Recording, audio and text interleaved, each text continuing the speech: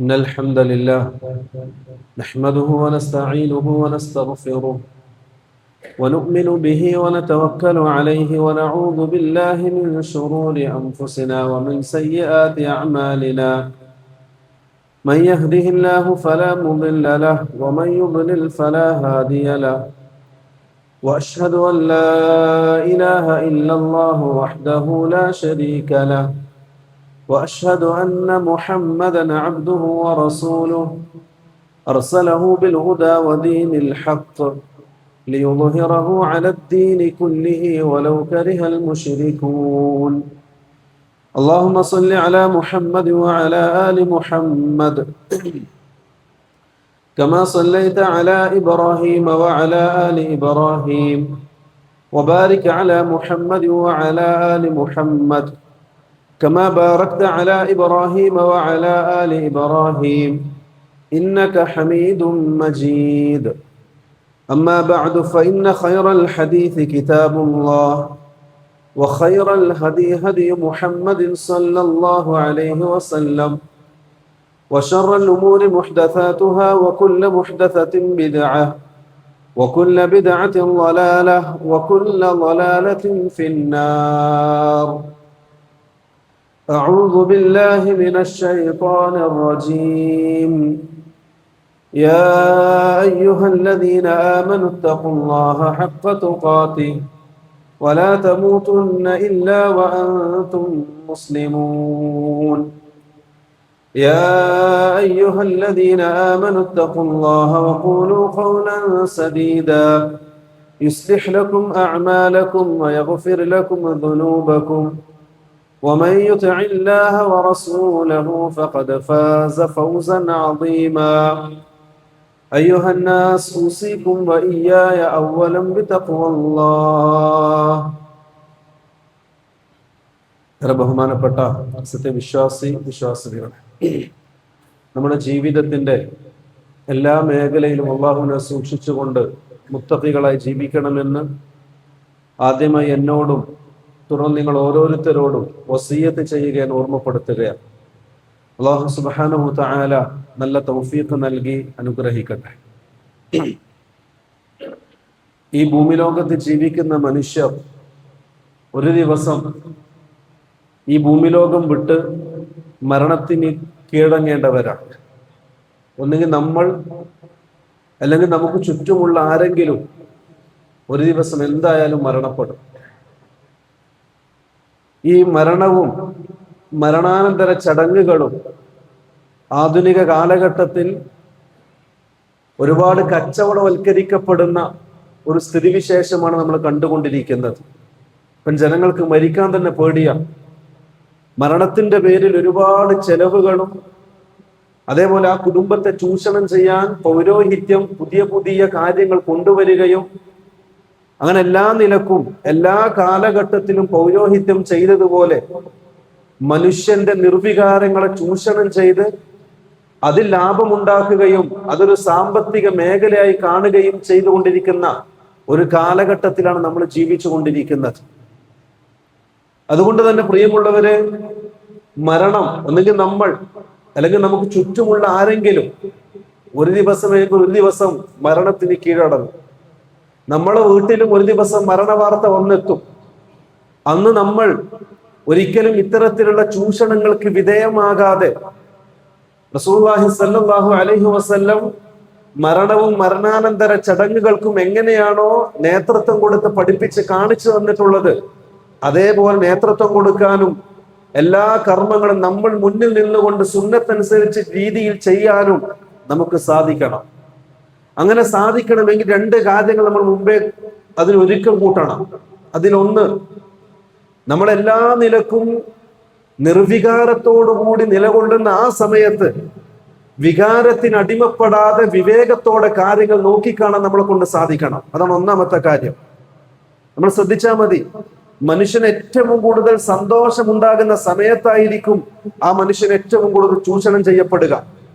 ഒരു കുട്ടി ജനിക്കുമ്പോൾ ആ കുട്ടിയെ വെച്ചുകൊണ്ട് എന്തൊക്കെ രൂപത്തിൽ ചൂഷണം ചെയ്യാൻ സാധിക്കുമോ ആ രൂപത്തിലൊക്കെ ഈ ആധുനിക കാലഘട്ടത്തിലെ ഹോസ്പിറ്റലുകളിലായാലും പൗരോഹിത്യമായാലും പല നിലക്കും ആ മനുഷ്യൻ ചൂഷണം ചെയ്യും.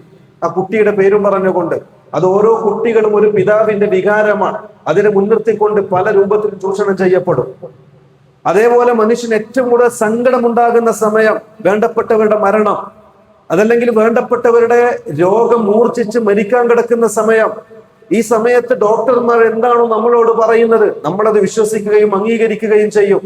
എത്ര പൈസ വേണമെങ്കിലും നമ്മുടെ മക്കളുടെ രോഗത്തിന്റെ ചികിത്സക്ക് വേണ്ടി കൊടുക്കാൻ നമ്മൾ തയ്യാറാകും. ഈ സമയമാണ് പ്രിയമുള്ളവരെ യഥാർത്ഥത്തിൽ മനുഷ്യൻ ചൂഷണം ചെയ്യപ്പെടുന്നത്. ഒരു ഭാഗത്തെ പൗരോഹിത്യത്തിന്റെ ചൂഷണം. അതുകൊണ്ടല്ലേ ചില ബുദ്ധിയും വിവേകവും പഠനവും വിദ്യാഭ്യാസവുമുള്ള പല മനുഷ്യരും ജാറത്തിന് മുന്നിൽ തലകുനിക്കാൻ കാരണം മക്കളുടെ രോഗം, കടബാധ്യത, ഒരുപാട് പ്രയാസങ്ങൾ. ആ പ്രയാസങ്ങളൊന്ന് മാറിക്കിട്ടണം. എന്താ വഴി? പൗരോഹിത്യത്തിന്റെ മുന്നിൽ ചെന്ന് വീണാൽ പല രൂപത്തിലും ആ മനുഷ്യനെ ചൂഷണം ചെയ്യും. അതൊരു യാഥാർത്ഥ്യമാണ്, സത്യമാണ്. എക്കാലഘട്ടത്തിലും മനുഷ്യന്റെ നിർവികാരങ്ങളെ ചൂഷണം ചെയ്യാൻ മാത്രമേ പൗരോഹിത്യം പഠിച്ചിട്ടുള്ളൂ. അത് ഇന്നും തുടർത്തിക്കൊണ്ടുപോകുന്നു. നമ്മൾ അതിന് വിധേയമാകാൻ പാടില്ല. നമ്മൾ എന്ത് ചെയ്യണം? ആദ്യം നമ്മൾ ശ്രദ്ധിക്കേണ്ട ഒന്നാമത്തെ കാര്യം, നിർവികാരമുള്ള, ഒന്നും ചെയ്യാൻ സാധിക്കാത്ത, വേണ്ടപ്പെട്ടവരുടെ മരണത്തിന്റെ മുന്നിൽ പകച്ചു നിൽക്കുന്ന സമയത്ത് പോലും നമ്മൾ വികാരങ്ങൾക്ക് അടിമപ്പെടാൻ പാടില്ല. മറിച്ച് ഉറച്ച തീരുമാനം എടുക്കാൻ സാധിക്കുന്ന വിവേകത്തോടു കൂടി ആയിരിക്കും നമ്മൾ പെരുമാറേണ്ടത്. അങ്ങനെ ചെയ്യണമെങ്കിൽ പ്രിയമുള്ളവരെ, അതുമായി ബന്ധപ്പെട്ട അറിവ് നമുക്കുണ്ടായിരിക്കണം. ഒരാൾ മരിച്ചാൽ എന്ത് ചെയ്യണം, എങ്ങനെ പെരുമാറണം, എന്താണ് ചെയ്യേണ്ടത് എന്നതിനെ സംബന്ധിച്ചുള്ള പൂർണ്ണ ബോധ്യം നമുക്കുണ്ടായിരിക്കണം. റസൂലുള്ളാഹി തങ്ങൾ എങ്ങനെ പഠിപ്പിച്ചു എന്നതിനെ സംബന്ധിച്ചുള്ള വിവേകം നമുക്കുണ്ടായിരിക്കണം. അതില്ലെങ്കിൽ തീർച്ചയായും നമ്മളും അരൂപത്തിൽ ചൂഷണം ചെയ്യപ്പെടുന്നതാണ്. അതിൽ ഒന്നാമതായി പണ്ഡിതൻ ഒരുപാട് കാര്യങ്ങൾ റസൂലുള്ളാഹി സ്വല്ലല്ലാഹു അലൈഹി വസല്ലം ഹദീസുകളിലൂടെ നമുക്ക് പഠിപ്പിച്ചു തന്നിട്ടുണ്ട്. ഒരാൾ മരിക്കുമ്പോൾ ആദ്യം ചെയ്യേണ്ടത് എന്താണ്? നമ്മൾ വളരെ ഗൗരവത്തിൽ ശ്രദ്ധിക്കേണ്ട കാര്യമാണ്. ഇതൊന്നും ഇതിലെ വിടേണ്ട ഒന്നല്ല. മറിച്ച് ഒരു ദിവസം നമ്മൾ മരിക്കും, അല്ലെങ്കിൽ നമുക്ക് ചുറ്റുമുള്ള നമ്മുടെ വേണ്ടപ്പെട്ടവർ മരണത്തിന് കീഴൊതുങ്ങും. ആ സമയത്ത് നമ്മൾ ഈ പഠിച്ച കാര്യങ്ങൾ കൊണ്ടായിരിക്കണം മുന്നോട്ട് ഗമിക്കേണ്ടത്. അതിൽ ഒന്നാമത്തെ കാര്യം റസൂലുള്ളാഹി സ്വല്ലല്ലാഹു അലൈഹി വസല്ലം തങ്ങൾ പറഞ്ഞു,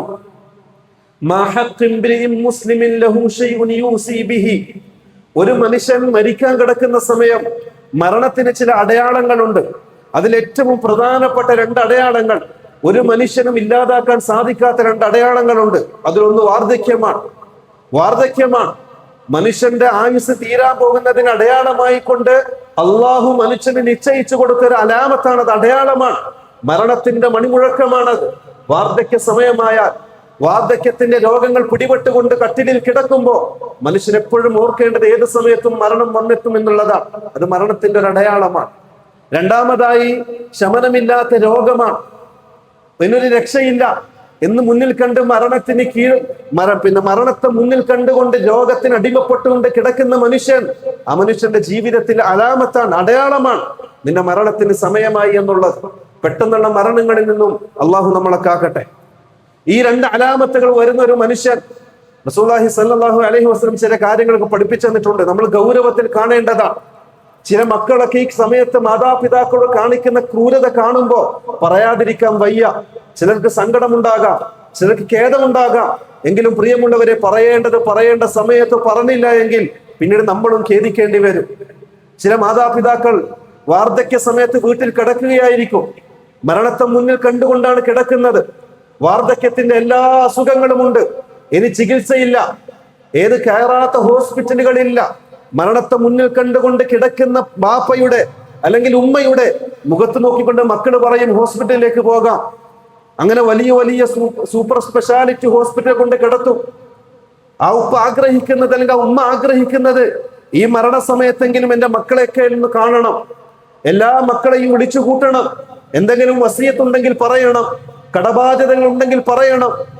ആ ഓരോ പിതാവും ആഗ്രഹിക്കുന്ന സമയം നമ്മൾ ചെയ്യുന്നതോ നാട്ടുകാരുടെ വർത്തമാനങ്ങൾ പേടിച്ചുകൊണ്ട്, അതല്ലെങ്കിൽ കൂട്ടുകാരുടെ കളിയാക്കലും ആക്ഷേപങ്ങളും പേടിച്ചുകൊണ്ട്, കുടുംബക്കാരെ ബോധ്യപ്പെടുത്താൻ ഇനി ചികിത്സയില്ല എന്ന് അറിഞ്ഞിട്ടുകൂടി ഹോസ്പിറ്റൽ കൊണ്ട് കിടത്തും പിതാവിനെ. വാർദ്ധക്യം ചെന്ന് മരണത്തെ മുന്നിൽ കണ്ടു കിടക്കുന്ന പിതാവിന്റെ മുന്നിൽ ഒരുപാട് ഉപകരണങ്ങളും പരിചയമില്ലാത്ത ഡോക്ടർമാരും കയറി ഇറങ്ങും. ഒന്ന് ലാ ഇലാഹ ഇല്ലല്ലാഹ് പറഞ്ഞു കൊടുക്കാൻ, അതല്ലെങ്കിൽ ചുണ്ടിൽ ഒരു നീര് വെള്ളം ഉറ്റിച്ചു കൊടുക്കാൻ. ആരുമില്ലാത്ത അവസ്ഥയിൽ വേദന കടിച്ചമർത്തി ജീവിക്കുന്ന എത്ര മാതാപിതാക്കൾ നമ്മുടെ വീടുകളിലുണ്ട്. ചിന്തിക്കണം പ്രിയമുള്ളവരെ, നമ്മൾ ആർക്ക് വേണ്ടിയാണ് ചെയ്യുന്നത്? നമുക്കറിയാം ഇനി ചികിത്സയില്ല, ഇനി ചികിത്സിച്ച് കാര്യമില്ല. അങ്ങനെ മരണത്തിന് മുന്നിൽ കിടക്കുന്ന പിതാക്കന്മാരെയും മാതാപിതാക്കളെ നമ്മൾ എന്തിനാ ഹോസ്പിറ്റൽ കൊണ്ട് കിടത്തുന്നത്? ആരെ പേടിച്ചിട്ട്? ആരെ ബോധ്യപ്പെടുത്താൻ? കുടുംബക്കാരെ ബോധ്യപ്പെടുത്താൻ. നാട്ടുകാർ പറയൂലേ ഓനെന്റെ ഉപ്പാനെ ചികിത്സിച്ചിട്ടില്ല എന്ന്. എന്തിനു പേടിക്കണം? നാട്ടുകാർക്ക് വേണ്ടി എന്തിനു നിന്റെ ഉപ്പയെ ഒന്നുമില്ലാത്ത അവസ്ഥയിൽ നീ വേദനിപ്പിക്കണം? ആലോചിക്കണം പ്രിയമുള്ളവരെ. അങ്ങനെയുള്ള വാർദ്ധക്യം ചെന്ന മാതാപിതാക്കൾ നമ്മൾ ചെയ്യേണ്ടത്, റസൂലിന്റെ ചര്യയുണ്ട്, മാതൃകയുണ്ട്, ഹദീസുകളുടെ പാഠമുണ്ട്. ഇതാണ് ഞാൻ പറഞ്ഞത് പ്രിയമുള്ളവരെ. വികാരങ്ങളെക്കാൾ മരണത്തിന് മുന്നിൽ നമ്മൾ കാണേണ്ടത് വിവേകമാണ്. അവിടെ വികാരങ്ങൾക്ക് പ്രസക്തിയില്ല. ആരെന്ത് പറഞ്ഞാലും എന്റെ ഉപ്പ അത് സന്തോഷത്തോടെ മരിക്കണം, എന്റെ ഉമ്മ സന്തോഷത്തോടെ മരിക്കണം. വാർദ്ധക്യം ചെന്ന് കിടക്കുന്ന മക്കളെ, ആ ഉമ്മയും ഉപ്പയെയും വീട്ടിൽ കൊണ്ട് കിടത്തുക. അറിയാം മരണം വന്നെത്തിയെന്ന് ചില ആൾക്കാരുണ്ട്. അള്ളാഹു കാക്കട്ടെ. മരിക്കുന്നതുവരെ കാത്തിരിക്കും. മരിച്ചെന്ന് കേട്ടാൽ പിന്നെ ആ മനുഷ്യൻ വരുന്നതൊരു മയ്യത്തിന് വെച്ച് കാത്തിരിക്കണം. എന്തൊരവസ്ഥയാണ് പ്രിയമുള്ളവരെ. മരിച്ചതിന് ശേഷം കാണുക എന്നുള്ളത് ഒരു പ്രസക്തിയുമില്ല. അത് ദീനിന്റെ അടിസ്ഥാനവുമില്ല. മരിച്ച പെട്ടെന്ന് കബറടക്കുക. ആര് കണ്ടാലും ശരി ഇല്ലെങ്കിലും ശരി. കണ്ടു എന്നതുകൊണ്ട് പ്രത്യേകിച്ചൊന്നും കിട്ടാനുമില്ല. ജീവിതകാലത്ത് കാണാൻ സാധിക്കാത്തവർ മരിച്ചതിന് ശേഷം കണ്ടിട്ട് എന്ത് കാര്യം? നമുക്കറിയില്ലേ, വാർദ്ധക്യം വന്ന് കിടക്കാൻ, ഏത് സമയത്തും മരണപ്പെടാം. ഒന്ന് ലീവ് എടുത്ത് വന്നിട്ട് മക്കൾക്കൊന്ന് ഉപ്പാനെ കണ്ടൂടെ, സംസാരിച്ചൂടെ? എന്തിനാ മരിക്കാൻ കാത്തിരിക്കുന്നത്? ഇനി മരിച്ചിട്ട് കണ്ടിട്ട് എന്ത് കാര്യം? എന്ത് പറയാൻ? എന്ത് ചോദിക്കാൻ? ആ ചേതനേറ്റ് കിടക്കുന്ന ശരീരത്തിന് മുഖത്ത് നോക്കി കരയുകയല്ലാതെ പിന്നെ എന്ത് ചെയ്യാൻ പ്രിയമുള്ളവരെ? നമ്മൾ ചിന്തിക്കേണ്ട കാര്യമാണ്. മരിക്കാൻ സമയമായ വീട്ടിൽ കൊണ്ട് കിടത്തുക. എല്ലാ മക്കളും പേരക്കുട്ടികളും കുടുംബക്കാരും വേണ്ടപ്പെട്ടവരും കൂട്ടുകാരും നാട്ടുകാരും വരിക. കാണേണ്ടവരൊക്കെ കാണുക. സന്തോഷത്തിന്റെ വാക്കുകൾ പറഞ്ഞു കൊടുക്കുക. മക്കളെ ഉപ്പയുടെ അടുത്ത് പോയിരിക്കുക. ആ ഉപ്പാക്ക് ഒരുപാട് രഹസ്യങ്ങൾ മക്കളോട് പറയാനുണ്ടാകും. എത്ര മയ്യത്തുകൾ പ്രിയമുള്ളവരെ ഇന്നും ആ കുടുംബം വേദനത്തിൽ അനുഭവിക്കുന്നവർ. നമുക്കറിയാം, നമ്മുടെ നാടിന്റെ സാഹചര്യം അങ്ങനെയാണ്. ഒരു വ്യക്തി രണ്ടാമതൊരു കല്യാണം കഴിച്ചു. ആ രണ്ടാമത്തെ കല്യാണം ശറഅ അനുവദിച്ചതാണ്. അത് ഹറാം ഒരിക്കലുമല്ല. അള്ളാഹു അനുവദിച്ചു കൊടുത്തതാണ്. അത് പാടില്ല എന്ന് പറഞ്ഞാൽ ചിലപ്പോൾ കുഫ്ർ എത്തിപ്പോകും. അള്ളാഹു നിയമമാക്കിയ ഒരു കാര്യത്തെ പാടില്ല എന്ന് പറയാൻ നമുക്ക് അവകാശമില്ല. കഴിവും പ്രാപ്തിയുമുള്ള ഒരാൾ രണ്ടാമതൊരു കല്യാണം കഴിച്ചു.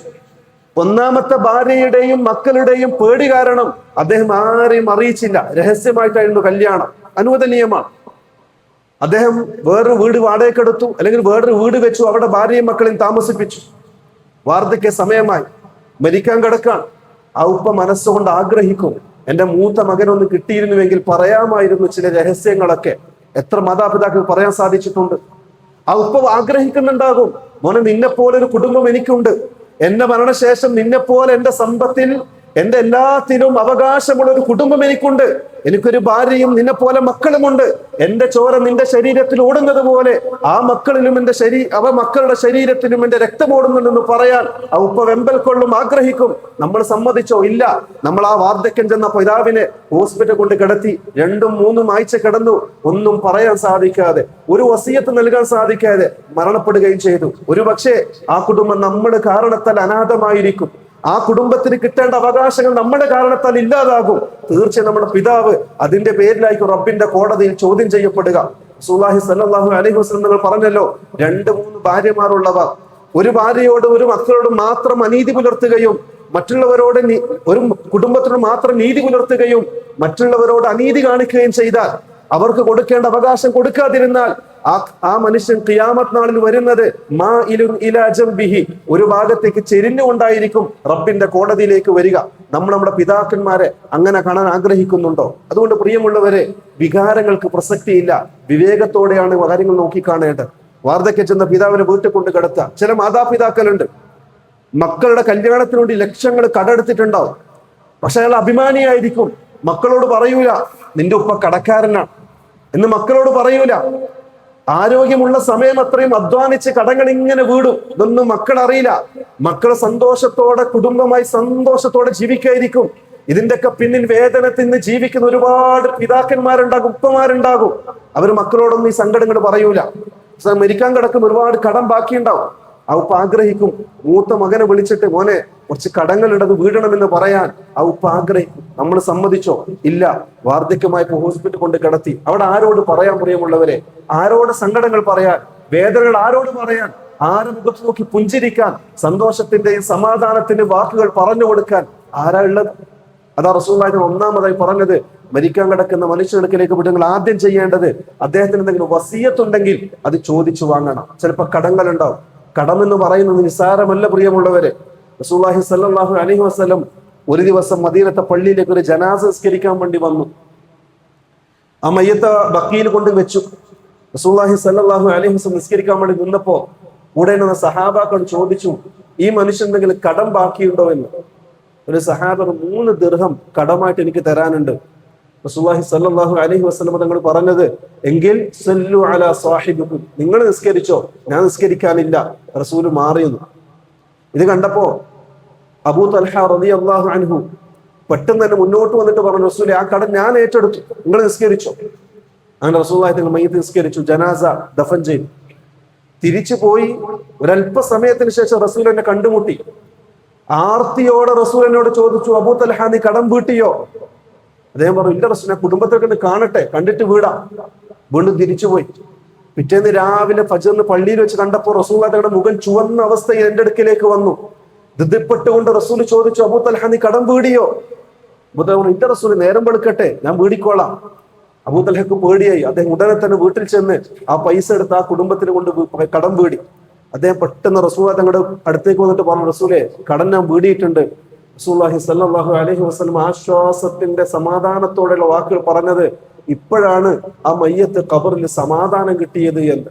ആലോചിക്കണം പ്രിയമുള്ള, കടം എന്ന് പറയുന്നത് അത്ര അപകടമാണ്. അപ്പൊ നമ്മുടെ മാതാപിതാക്കൾ മരിക്കാൻ കിടക്കുമ്പോൾ എന്തെങ്കിലും കടമൊക്കെ ഉണ്ടെങ്കിൽ ആ വസിയത്ത് പെട്ടെന്ന് എഴുതി വാങ്ങണം, ചോദിക്കണം. ചില മാതാപിതാക്കൾ അഭിമാനികളായിരിക്കും, ഒരു സങ്കടങ്ങളും മക്കളോട് പറഞ്ഞിട്ടുണ്ടാകൂല. അതൊക്കെ ചോദിച്ച് വസിയത്തുണ്ടെങ്കിൽ അത് വാങ്ങണം നമ്മുടെ ഉത്തരവാദിത്തമാണ്. അതാണ് റസൂലുള്ളാഹി തങ്ങൾ ഒന്നാമതായി പറഞ്ഞത്. രണ്ടാമതായി റസൂലുള്ളാഹി സ്വല്ലല്ലാഹു അലൈഹി വസല്ലം തങ്ങൾ പറഞ്ഞത്, മരിക്കാൻ കിടക്കുന്ന ഒരാൾക്കിലേക്ക് പോയിട്ട് നിങ്ങൾ ആ മയ്യത്തിന്റെ ആ മനുഷ്യനടുക്കെ ചെന്നിരുന്നിട്ട് അള്ളാഹുവിന്റെ ഫദ്ൽ ഇങ്ങനെ പറഞ്ഞു കൊടുക്കണം, അള്ളാഹുവിന്റെ റഹ്മത്ത് പറഞ്ഞു കൊടുക്കണം, അള്ളാഹുവിന്റെ മഗ്ഫിറത്ത് പറഞ്ഞു കൊടുക്കണം. തൗബ ചെയ്യാൻ ആ മനുഷ്യൻ ഇങ്ങനെ പ്രോത്സാഹിപ്പിക്കണം. നമ്മളൊക്കെ തെറ്റ് ചെയ്യുന്നവരാണ്, സാഹചര്യത്തിന്റെ സമ്മർദ്ദത്തിന് വഴങ്ങിക്കൊണ്ട് തെറ്റുകൾ സംഭവിക്കുന്നവരാണ്. നമ്മളാരും പ്രവാചകന്മാരോ മലക്കുകളോ അല്ല. തെറ്റുകൾ സംഭവിച്ചവർക്ക് തൗബ ചെയ്യാൻ അവസരം കൊടുക്കണം. ആ മനുഷ്യർക്ക് പോയിട്ട് തൗബ ചെയ്യാൻ പ്രേരിപ്പിക്കണം. മരണം വന്നെത്താൻ പോവാൻ, തൗബ ചെയ്ത് റബ്ബിലേക്ക് മടങ്ങാൻ പ്രോത്സാഹിപ്പിച്ചുകൊണ്ടിരിക്കണം. അള്ളാഹിനെ സംബന്ധിച്ച് നല്ല നല്ല വാക്കുകൾ പറഞ്ഞു കൊടുത്തിരിക്കണം. അള്ളാഹുവിന്റെ മഗ്ഫിറത്തിനെ സംബന്ധിച്ചും മർഹമത്തിനെ സംബന്ധിച്ചൊക്കെ ഇങ്ങനെ പറഞ്ഞു കൊടുക്കണം. ആ സമയത്തായിരുന്നു റസൂലുള്ളാഹി തങ്ങൾ പറഞ്ഞത്, ലാ യമൂതന്ന അഹദുകും ഇല്ലാ വഹുവ യുഹ്സിനു ദന്ന ബില്ലാഹ്. നിങ്ങൾ ആരും മരിക്കുന്ന സമയം അള്ളാഹുവിൽ മോശം വെച്ചുകൊണ്ട് മരിക്കാൻ പാടില്ല.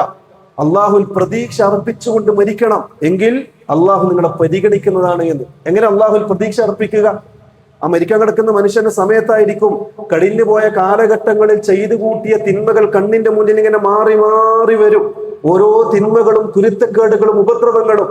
ആ സമയത്ത് മനുഷ്യൻ പറയും, ഞാൻ നശിച്ചത് തന്നെ എന്ന് ചിന്തിച്ചുകൊണ്ട് മരിക്കാൻ ഇങ്ങനെ കിടക്കുന്ന സമയം അള്ളാഹുവിന്റെ റഹ്മത്തും തൗബയും മഗ്ഫിറത്തൊക്കെ പറഞ്ഞു കൊടുത്താൽ മനുഷ്യന്റെ മനസ്സിൽ സമാധാനം ഉണ്ടാവും, സന്തോഷം ഉണ്ടാവും. ആ സമയത്തായിരിക്കും അയാൾ നിഷ്കളങ്കമായി തൗബ ചെയ്യുക. ആ ഒരു തൗബ മതി പ്രിയമുള്ളവരെ, കഴിഞ്ഞ കാലഘട്ടത്തിലെ തിന്മകളൊക്കെ മായ്ച്ചു കളയാൻ. ഇതെങ്ങനെ ഉണ്ടാകും? നമ്മൾ ആ മനുഷ്യർക്ക് ചെന്നിരുന്നു കൊണ്ട് അള്ളാഹിനെ സംബന്ധിച്ച് ഇങ്ങനെ പറഞ്ഞു കൊടുക്കുക. അപ്പൊ നല്ല മനസ്സോടെ ആയിരിക്കും നമ്മൾ ഉപ്പ ചിരിച്ചുകൊണ്ട് മരണത്തിന് കീഴടങ്ങുക. രണ്ടാമത്തെ കാര്യം. മൂന്നാമതായി റസൂലുള്ളാഹി സ്വല്ലല്ലാഹു അലൈഹി വസല്ലം തങ്ങൾ പറഞ്ഞത്, ലഖിനു മൗതാകും ലാ ഇലാഹ ഇല്ലല്ലാഹ്. മുസ്ലിം ഉദ്ധരിക്കുന്ന സഹീഹായ ഹദീസാണ്. നിങ്ങൾ മരിക്കാൻ കിടക്കുന്ന വ്യക്തികൾക്ക് ലാ ഇലാഹ ഇല്ലല്ലാഹ് പറഞ്ഞു കൊടുക്കണം. ഈ ഹദീസിനെ പല രൂപത്തിൽ നമ്മുടെ നാട്ടിൽ ദുർവ്യാഖ്യാനം നടത്തിയിട്ടുണ്ട്. ഇവിടെ മൗതാക്കും എന്ന വാക്കിന് പണ്ഡിതന്മാര് കൊടുത്ത വിവക്ഷ ലിമൻ ഹദറഹുൽ മൗത്ത്, മരണം ആസന്നമായവർ, മരിച്ചവർ എന്നല്ല.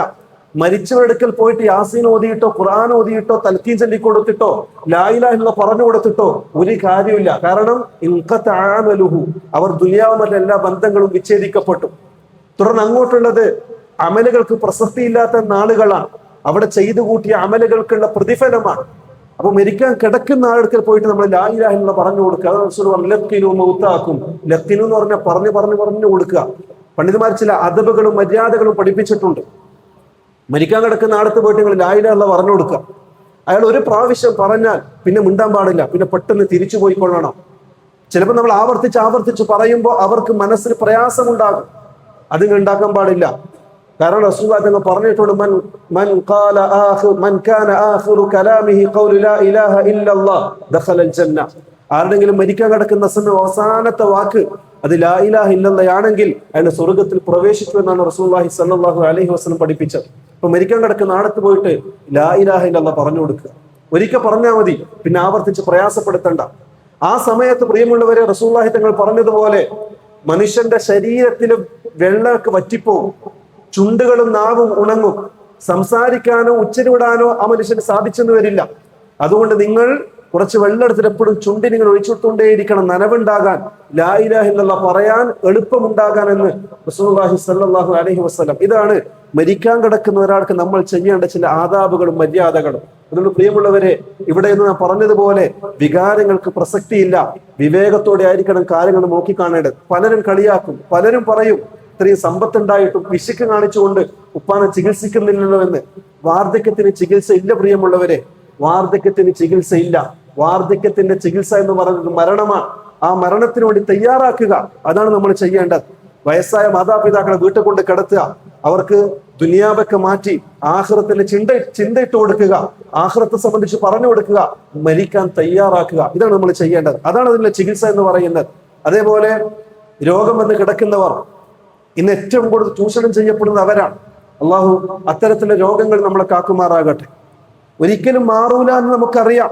ഇന്ന് ഒരു ഭാഗത്ത് പൗരോഹിത്യം വരും, ഇന്ന സ്ഥലത്ത് പോയാൽ മതി, ഇന്ന് നേർച്ച ചെയ്താൽ മതി, എത്രയൊക്കെ ചൂഷണം ചെയ്യാൻ പറ്റും അത്രയൊക്കെ ചൂഷണം ചെയ്യും. ആ നിർവികാരമായ സമയത്ത് മനുഷ്യൻ അതിനടിമപ്പെട്ടു പോകും. അതേപോലെ തന്നെ ചില ഹോസ്പിറ്റലുകൾ, ഇതൊക്കെ നിങ്ങൾക്ക് അറിയുന്ന പച്ചയായ യാഥാർത്ഥ്യങ്ങളാണ്. കഴിവിന്റെ പരമാവധി ആ മനുഷ്യൻ എത്ര ഊറ്റാൻ പറ്റുമോ അത്രയും ഊറ്റും, അവസാനം പറയും മരിച്ചു കൊണ്ടുപോയിക്കോ എന്ന്. ഇതാണ് യാഥാർത്ഥ്യം. അതുകൊണ്ട് തന്നെ മരിക്കുമെന്ന് ഉറപ്പായ രോഗികളുണ്ടെങ്കിൽ ഈ പറഞ്ഞതുപോലെ വീട്ടിൽ കൊണ്ടുവന്ന് സമാധാനത്തോടെ മരിക്കാൻ നിങ്ങൾ അവരെ അനുവദിക്കുക. ഇതാണ് അവരോട് കാണിക്കേണ്ട ഏറ്റവും വലിയ മര്യാദ എന്ന് പറയുന്നത്. ഇനി മരിച്ചു കഴിഞ്ഞാലോ അതിലും ചില ആദാബുകളും മര്യാദകളും ഉണ്ട്. ഒന്നാമതായി റസൂലുള്ളാഹി സ്വല്ലല്ലാഹു അലൈഹി വസല്ലം തങ്ങൾ പറഞ്ഞു, ഉമ്മു സലമ റളിയല്ലാഹു അൻഹയിൽ നിന്നും ആയിഷ റളിയല്ലാഹു അൻഹ ഉദ്ധരിക്കുന്ന ഹദീസാണ്. അബൂ സലമ റളിയല്ലാഹു അൻഹു മരണപ്പെട്ടു. റസൂലുള്ളാഹി സ്വല്ലല്ലാഹു അലൈഹി വസല്ലം മരിക്കാൻ കിടക്കുന്ന സമയം വീട്ടിലേക്ക് വന്നു. അബൂ സലമയോട് ചില കാര്യങ്ങളൊക്കെ സംസാരിച്ചു. കുറച്ചു കഴിയുമ്പോൾ അബൂ സലമ മരണപ്പെട്ടു. റസൂലുള്ളാഹി തങ്ങൾ ആദ്യമായി ചെയ്തതായിട്ട് ആയിഷ റളിയല്ലാഹു അൻഹ പറഞ്ഞത്, റസൂലുള്ളാഹി തങ്ങൾ അബൂ സലമയുടെ 2 കണ്ണുകളും അടച്ചു. എന്നിട്ട് അല്ലാഹുമ്മ ഗ്ഫിർ ലി അബീ സലമ വർഫഅ ദറജതഹു ഫിൽ മഹ്ദിയീൻ എന്ന് റസൂലുള്ളാഹി തങ്ങൾ ദുആ ചെയ്യുകയും ചെയ്തു എന്ന്. ഇതാണ് ഒന്നാമതായി നമ്മൾ ചെയ്യേണ്ടത്, ഒരാൾ മരിച്ചാൽ ആദ്യം ചെയ്യേണ്ടത്. ആയിഷ റളിയല്ലാഹു പറയാണ്, അതിന് കാരണമായി റസൂൽ പറഞ്ഞത്, റസൂൽ അബൂ സലം വീട്ടിൽ കിടന്ന് അബൂ സലം മരണപ്പെട്ടപ്പോ വീട്ടിലെ കുടുംബക്കാരൊക്കെ ഒച്ചയിട്ട് കരയാൻ തുടങ്ങി. കരയിൽ അനുവദനീയമാണ്, സങ്കടം വരുമ്പോൾ മനുഷ്യൻ കരയും, അത് അനുവദിക്കപ്പെട്ടതാ. പക്ഷെ റസൂൽ നിരോധിച്ചൊരു കരച്ചിലുണ്ട്. ആ മനുഷ്യൻ മരണപ്പെട്ടപ്പോ ആ മനുഷ്യൻ ഇല്ല എങ്കിൽ നമ്മൾ നശിച്ചു പോയേനെ എന്നിത്യാദി വാക്കുകളൊക്കെ ഉപയോഗിച്ചുകൊണ്ട് കരയുക, അത് റസൂൽ നിരോധിച്ചതാണ്. നിയാഹത്ത് എന്നാണ് അതിന് പറയുക, അത് പാടില്ലാത്തതാ. അബൂ സലമിയുടെ വീട്ടിൽ ചില ആൾക്കാരൊക്കെ അങ്ങനെ കരഞ്ഞപ്പോ റസൂൽ അത് തടഞ്ഞു. എന്നിട്ട് പറഞ്ഞു, നിങ്ങൾ ഇങ്ങനെയൊന്നും പറയാൻ പാടില്ല, ഈ സമയം നിങ്ങൾ എന്ത് പറഞ്ഞാലും മലക്കുകൾ ആമീൻ പറയും, അതിന് ഉത്തരം കിട്ടും, അതുകൊണ്ട് ഇത്തരത്തിലുള്ള വാക്കുകൾ പറയാൻ പാടില്ല, നല്ലത് മാത്രം നിങ്ങൾ പറയുക എന്ന് റസൂലുള്ളാഹി തങ്ങൾ പറഞ്ഞു. ഒരു മനുഷ്യൻ മരിക്കുമ്പോൾ ആ മനുഷ്യന്റെ റൂഹ് കണ്ണിലൂടെയാണ് പുറത്തേക്ക് പോകുക. ആ റൂഹ് പോകുന്നതിനെ തബിഅഹുൽ ബസർ, കണ്ണതിങ്ങനെ നോക്കും. അതുകൊണ്ടാണ് മരിച്ചതിനെ കണ്ണ് മേലോട്ട് പോകുന്നത്. അത് വികൃതമായ രൂപമായിരിക്കും. നിങ്ങൾ പെട്ടെന്ന് മയ്യത്തിന്റെ കണ്ണടക്കണമെന്ന് റസൂലുള്ളാഹി സ്വല്ലല്ലാഹു അലൈഹി വസല്ലം സൂറത്തു നാസിഅത്തിനും തുടക്കത്തിൽ അള്ളാഹു വിശദീകരിക്കുന്നുണ്ട്. മനുഷ്യന്റെ റൂഹിനെ പിടിക്കാൻ മലക്കുകൾ വരുമ്പോ റൂഹ് പേടി ചൊളിക്കും. മനുഷ്യന്റെ ചുണ്ടൻ വിരലിൽ, കാലിന്റെ ചുണ്ട് വിരൽ മുതലായിരിക്കും റൂഹിനെ പിടിക്കുക. അവിടെ നിന്ന് ഇങ്ങനെ പിടിച്ച് തുടങ്ങി വലിച്ച് പുറത്തേക്കിട്ട് കണ്ണിലൂടെയായിരിക്കും അത് പുറത്തേക്ക് പോകുക. ആ പുറത്തേക്ക് പോകുമ്പോൾ തബിഅഹുൽ ബസർ, കണ്ണിങ്ങനെ നോക്കും എവിടേക്കാണ് എന്റെ റൂഹ് പോകുന്നത് എന്ന്. അതുകൊണ്ട് റസൂലുള്ളാഹി തങ്ങൾ പറഞ്ഞത്, പെട്ടെന്ന് കണ്ണുകൾ നിങ്ങൾ അടച്ചു കൊടുക്കണം, അല്ലെങ്കിൽ മുഖം വികൃതമായിരിക്കുമെന്ന്. ഇതാണ് ഒന്നാമതായി മരിച്ചു കിടക്കുന്ന ഒരാൾക്ക് നമ്മൾ ചെയ്യേണ്ട ഒന്നാമത്തെ കാര്യം. രണ്ടാമതായി റസൂലുള്ളാഹി സ്വല്ലല്ലാഹു അലൈഹി വസല്ലം തങ്ങൾ പറഞ്ഞത്, ആ മനുഷ്യന്റെ താടിയെല്ലും തലയും കൂടി കെട്ടിവെക്കുക. അതിലേക്ക് കാറ്റും മറ്റുള്ളതും പോയിക്കൊണ്ട് വയറൊക്കെ വീർത്ത് പൊട്ടാൻ ചാൻസ് ഉണ്ട്. അതുകൊണ്ട് ഈ രൂപത്തിൽ നിങ്ങൾ എന്ത് ചെയ്യുക, തലയും താടിയും കൂട്ടി കെട്ടുക എന്ന്. പിന്നെ റസൂലുള്ളാഹി സ്വല്ലല്ലാഹു അലൈഹി വസല്ലം പഠിപ്പിച്ചത്, നമ്മൾ ഏതവസ്ഥയിലാണ് മരണപ്പെടുന്നത് എന്ന് നമുക്കറിയില്ല. ചിലപ്പോൾ നടക്കുമ്പോഴായിരിക്കാം, ചിലപ്പോൾ ഇരിക്കുമ്പോഴായിരിക്കാം. എന്നിരുന്നാലും മരിച്ച ഉടനെ തന്നെ അവന്റെ തണുത്തുറക്കുന്നതിന് മുമ്പ് അവന്റെ അവയവങ്ങളൊക്കെ അയവിറക്കിക്കൊണ്ട് തടവി നേരെയാക്കി വെക്കുക. ചില മയ്യത്തുകൾ കണ്ടിട്ടുണ്ടാവും. ചില അപകടത്തിലൊക്കെ മരിച്ച മയ്യത്തുകൾ അവർ ഇരിക്കുന്ന രൂപത്തിൽ അല്ലെങ്കിൽ ഓടുന്ന രൂപത്തിൽ, അതേപോലെ ശരീരം തണുത്തു ഉറച്ച് അത് നീർത്താൻ പറ്റാത്ത അവസ്ഥയിൽ അതുപോലെ ദഫൻ ചെയ്യുന്ന നമ്മൾ കണ്ടിട്ടുണ്ട്. അതുകൊണ്ട് നിങ്ങൾ ആദ്യം ചെയ്യേണ്ടത് അതാണ്. മരിച്ച ഉടനെ തന്നെ ആ വസ്ത്രങ്ങളൊക്കെ മാറ്റി ഒരു പുതപ്പ് കൊണ്ട് പുതപ്പിക്കുക. റസൂലുള്ളാഹി സ്വല്ലല്ലാഹു അലൈഹി വസല്ലം മരണപ്പെട്ടപ്പോ ആയിഷ റളിയല്ലാഹു പറഞ്ഞു, യമനിൽ നിന്ന് കൊണ്ടുവന്ന ഒരുതരം കട്ടിയുള്ള വസ്ത്രം കൊണ്ടാണ് റസൂലിന്റെ ഷറഫാക്കപ്പെട്ട ശരീരം നമ്മൾ പുതച്ച് കിടത്തിയത് എന്ന്.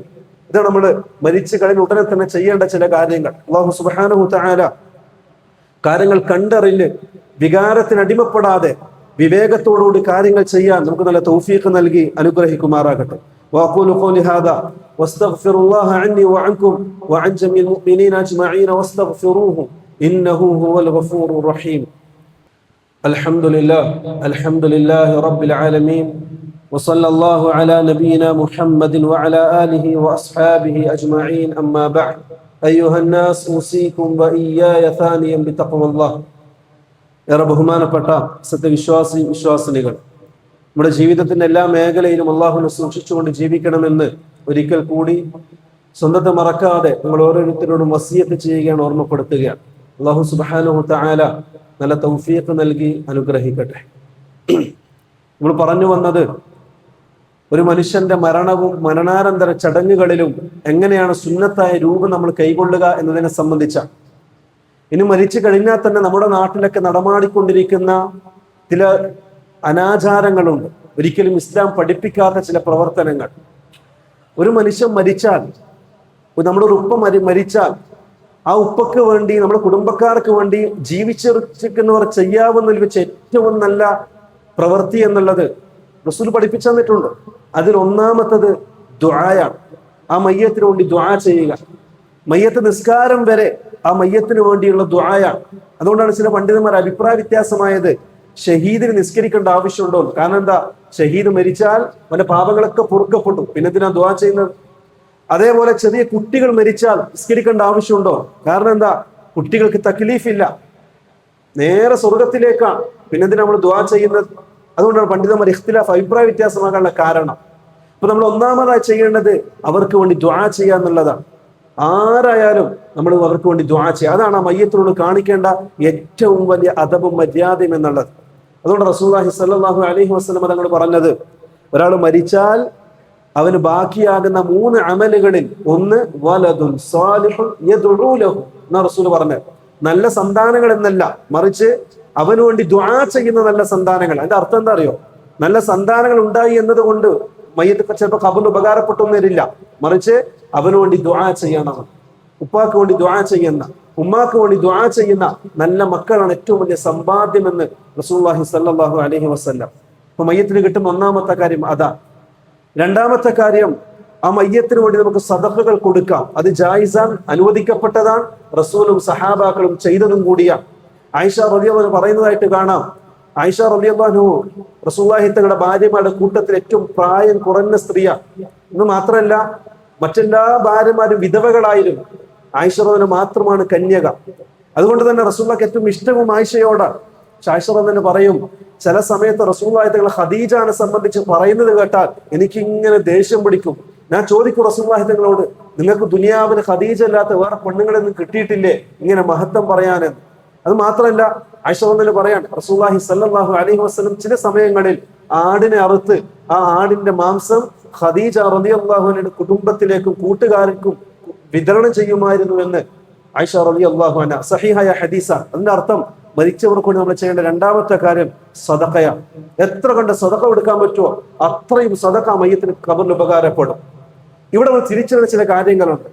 സദഖ എങ്ങനെ കൊടുക്കണം, എന്ത് കൊടുക്കണം എന്നൊന്നും ശരീഅത്തിൽ കൽപ്പിക്കപ്പെട്ടിട്ടില്ല എന്നതുകൊണ്ട് തന്നെ പ്രത്യേകമായ രീതി അത് സ്വീകരിക്കാവുന്നതും അല്ല. അത് ബിദ്അത്തായിട്ട് പരിഗണിക്കപ്പെടും. 3-ന്റെ അന്ന്, 7-ന്റെ അന്ന്, അതല്ലെങ്കിൽ 40-ന്റെ അന്ന്, അല്ലെങ്കിൽ വർഷത്തിൽ ഒരിക്കൽ ഒരു സമയം നിശ്ചയിച്ചുകൊണ്ട് പ്രത്യേക രൂപത്തിലും ഭാവത്തിലും ആകുമ്പോൾ അത് ഇസ്ലാം പഠിപ്പിക്കാത്ത ബിദ്അത്തിന്റെ ഗണത്തിലാണ് പെടുക. നമ്മൾ ഈ നാട്ടിലൊക്കെ സാധാരണ കണ്ടുവരുന്നത്, ഒരാൾ മരിച്ചു കഴിഞ്ഞാൽ കബറടക്കി കഴിഞ്ഞാൽ തന്നെ അരിയെടുത്തിട്ട് എല്ലാവർക്കും ദാനം ചെയ്യും. അങ്ങനെയൊന്നും ഇസ്ലാം പഠിപ്പിച്ചിട്ടില്ല. ഏത് സമയത്തും എങ്ങനെ വേണമെങ്കിലും സദഖ ചെയ്യാം. പ്രത്യേകമായ രീതി, ശൈലി അത് പിന്തുടരപ്പെടുന്നുണ്ടെങ്കിൽ പ്രിയമുള്ളവരെ, അത് ബിദ്അത്തിലായിരിക്കും ചെന്ന് അവസാനിക്കുക. അത്തരത്തിലുള്ള കാര്യങ്ങൾ നമ്മൾ ഒഴിവാക്കേണ്ടതാണ്. മറിച്ച് എങ്ങനെ വേണമെങ്കിലും ഏത് രൂപത്തിൽ വേണമെങ്കിലും നിങ്ങൾ സ്വതക്കകൾ കൊടുക്കുക. ഇതാണ് പറഞ്ഞത്, പൗരോഹിത്യം ഏറ്റവും കൂടുതൽ ചൂഷണം ചെയ്യാൻ അവസരം ഉപയോഗപ്പെടുത്തുന്നത് ഇത്തരത്തിലുള്ള സമയങ്ങളിലായിരിക്കും. അവിടെ നമുക്ക് സുന്നത്ത് അനുസരിച്ചു കൊണ്ടുള്ള ഇൽമില്ല എങ്കിൽ നമ്മളും ആ ചൂഷണത്തിന് വിധേയമാകും. അള്ളാഹു കാക്കട്ടെ. ഇതാണ് മരിച്ചവർക്ക് വേണ്ടി നമ്മൾ ചെയ്യാവുന്നതിൽ വെച്ച് ഏറ്റവും നല്ല കാര്യം. അതേപോലെ മറ്റൊരു കാര്യം നമ്മൾ ശ്രദ്ധിക്കേണ്ടത്, റസൂലുള്ളാഹി സ്വല്ലല്ലാഹു അലൈഹി വസല്ലം തങ്ങൾ പറഞ്ഞു, നിങ്ങളുടെ വീട്ടിൽ വെച്ച് സുന്നത്ത് നിസ്കരിക്കുക. അതിന് കാരണം എന്താ അറിയോ? ലാ തജഅലു ബുയൂതകും മഖാബിറ. നിങ്ങളുടെ വീടുകൾ നിങ്ങൾ മഖ്ബറുകളാക്കാൻ പാടില്ല. അവിടെ ഖുർആൻ ഓത്തില്ല, നിസ്കാരങ്ങളില്ല, അങ്ങനെ ഒന്നുമില്ലാത്ത ദിക്റുകളൊന്നും ഇല്ലാത്ത മഖ്ബറ ആക്കാൻ പാടില്ല നിങ്ങളുടെ വീടുകളെ. മറിച്ച് വീട്ടിൽ സുന്നത്ത് വീട്ടിൽ നിസ്കരിക്കണം. അതുപോലെ വീട്ടിൽ നിന്ന് ഖുർആൻ ഓതണം. കാരണം അത് മഖ്ബറയല്ല. ഈ പറയപ്പെട്ട രണ്ടും മഖ്ബറയിൽ അനുവദിക്കപ്പെടാത്തതാണ്. മഖ്ബറയിൽ പ്രത്യേകമായി ഖുർആൻ ഓത്തില്ല, മഖ്ബറയിൽ പ്രത്യേകമായി നിസ്കാരങ്ങളില്ല, മയ്യിത്ത് നിസ്കാരമല്ലാതെ. ഇതെല്ലാം റസൂൽ നിരോധിച്ചതാണ്. പക്ഷെ ഇന്ന് നമ്മൾ കണ്ടുവരുന്നത് മരിച്ചു കഴിഞ്ഞാൽ ഖുർആൻ ഓന്ന് പിന്നെ ഖബറിന്റെ അടുക്കൽ വെച്ചാൽ അത് തീർത്തും അനാചാരമാണ്, ബിദ്അത്താണ്. റസൂലുള്ളാഹി തങ്ങളോ സഹാബാക്കളോ സച്ചരിതരായ മുൻഗാമികളോ കാണിക്കാത്ത ചര്യയാണ്. പിൻകാലഘട്ടത്തിലെ ഇത്തരത്തിൽ ജനങ്ങളെ വികാരങ്ങളെ ചൂഷണം ചെയ്യുന്ന പൗരോഹിത്യം മുന്നോട്ട് വെച്ചിട്ടുള്ള ചില ചൂഷണ സമ്പ്രദായങ്ങൾ മാത്രമാണെന്ന് നമ്മൾ തിരിച്ചറിയണം. ഖുർആൻ ഓതാം എപ്പോ? റസൂലുള്ളാഹി തങ്ങൾ പറഞ്ഞതുപോലെ മരിക്കാൻ കിടക്കുന്ന മനുഷ്യനെടുക്കൽ പോയിട്ട് സൂറത്ത് യാസീൻ ഓതാം. എന്തിനാണെന്നറിയോ? ആ സൂറത്ത് യാസീൻ കേട്ടിട്ടെങ്കിലും ആ മനുഷ്യന്റെ മനസ്സൊന്ന് മാറാൻ, നന്നാകാൻ. മരിച്ച മയ്യത്തിനെടുക്കൽ പോയിട്ട് ഓതിക്കൊണ്ട് ഒരു കാര്യമില്ല. ഇതാണ് ഹദീസിന്റെ അടിസ്ഥാനത്തിൽ മരണവുമായി ബന്ധപ്പെട്ട ചില ആദാബുകൾ നമ്മൾ മനസ്സിലാക്കേണ്ടത്. അല്ലാഹു സുബ്ഹാനഹു തആല പഠിക്കാനും അമൽ ചെയ്യാനും നല്ല തൗഫീഖ് നൽകി അനുഗ്രഹിക്കട്ടെ. നമ്മളും മരിച്ച് അള്ളാഹുവിന്റെ അടുക്കിലേക്ക് ചെല്ലുമ്പോൾ സന്തോഷത്തോടെ ചിരിച്ചുകൊണ്ട് കലിമ പറഞ്ഞു മരിക്കാനുള്ള സൗഭാഗ്യം റഹ്മാനായ റബ്ബ് നമുക്കൊക്കെ പ്രദാനം നൽകി അനുഗ്രഹിക്കുമാറാകട്ടെ. നമ്മളിന്ന് രോഗം കൊണ്ടും കടബാധ്യതകൾ കൊണ്ടും മറ്റുള്ള മാനസിക പ്രയാസങ്ങൾ കൊണ്ടും ബുദ്ധിമുട്ടുകൾ അനുഭവിക്കുന്നവർ എല്ലാവർക്കും അല്ലാഹു സുബ്ഹാനഹു തആല എല്ലാത്തിനും ഒരു ശമനം നൽകി അനുഗ്രഹിക്കട്ടെ. പലരും ദുആ കൊണ്ട് വസിയത്ത് ചെയ്തിട്ടുണ്ട്. പ്രത്യേകിച്ച് ചെറിയ ചെറിയ കുട്ടികൾ രോഗം കാരണം മറ്റുള്ള ബുദ്ധിമുട്ടുകൾ കാരണം ദുആ കൊണ്ട് വസിയത്ത് ചെയ്തിട്ടുണ്ട്. അള്ളാഹു അവന്റെ അജീബായ ഖുദ്റത്ത് കൊണ്ട് രോഗികൾക്കെല്ലാം ശമനം നൽകി അനുഗ്രഹിക്കട്ടെ. അല്ലാഹുമ്മ ഗ്ഫിർ ലിൽ മുഅ്മിനീന വൽ മുഅ്മിനാത്ത് വൽ മുസ്ലിമീന വൽ മുസ്ലിമാത്ത് വൽ അഹ്യാഇ മിൻഹും വൽ അംവാത്ത് ഇന്നക മുജീബു ദഅവാതി വഖാദിൽ ഹാജാത്ത്. അല്ലാഹുമ്മ ثيب ثرانا وثراهم واجعل الجنة مأوانا ومأواهم. اللهم أجرنا من النار، اللهم أجرنا من النار، اللهم أجرنا من النار. ربنا آتنا في الدنيا حسنة وفي الآخرة حسنة وقنا عذاب النار. سبحان ربك رب العزة عما يصفون وسلام على المرسلين والحمد لله رب العالمين.